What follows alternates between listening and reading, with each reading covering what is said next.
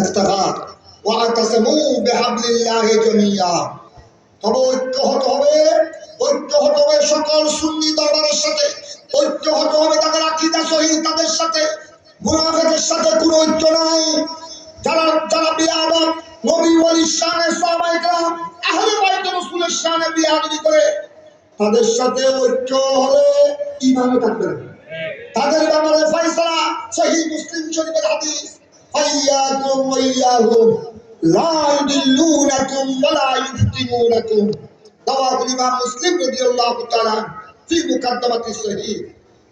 আমার নবী ইরশাদ করেছেন, যুগে যুগে আমার উম্মতের মধ্যে বাতিল ফিরকা আসবে, বিয়াদব অপশক্তি বের হবে। খবরদার, এদের সাথে কোনো ঐক্য চলবে না, এদের থেকে দূরে থাকতে হবে। তোমরা দূরে থাকো, তাদেরকেও তোমাদের সমাজ থেকে উৎখাত করো, তাদেরকেও দূরে রাখো। যদি দূরত্ব বজায় না রাখো, তোমাদেরকে ধ্বংস করে ফেলবে, পথভ্রষ্ট করে ফেলবে। আমার কথার লাস্ট পয়েন্ট, আমি ওইদিকে আর যাবো না, আরো আছে। কোন কোন সাহাবীর উপর কলমা পড়ার কারণে ইসলামের প্রাথমিক যুগে কিভাবে অত্যাচার হয়েছে, কয়েকটা মাত্র দৃষ্টান্ত আপনাদের সামনে পেশ করা হলো। তার মধ্যে একজন আমার নবীর চাচা হাজা আবু তালেব আছেন। ওনার ব্যাপারে দুটি মত। একটা মত হলো যেটা ইমাম বুখারী সহিহ বুখারীতে পেশ করেছেন, যে উনি শেষ পর্যন্ত আমার নবীর কলমা পাঠ করেন নাই।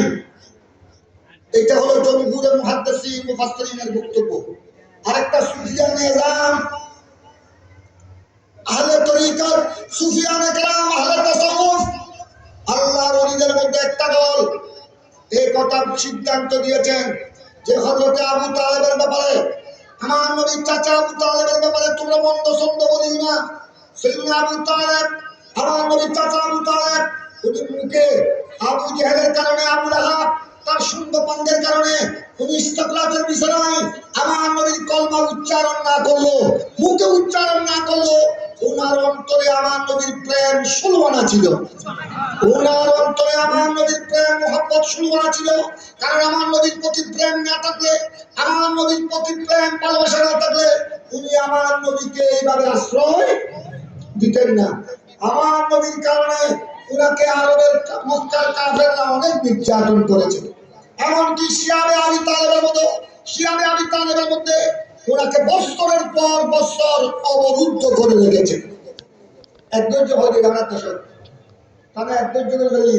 আর নবী সাইয়্যিদনা আবু তালেবের এখন ফুয়াসা সব পরিবারে তোমার যাইতুন ওদের ৮ বাজারে যাইতুন ওদের কে এতন লগে তার আত্মীয় লগে পর্যন্ত ওনার মেলামেশা করতুন ওদের।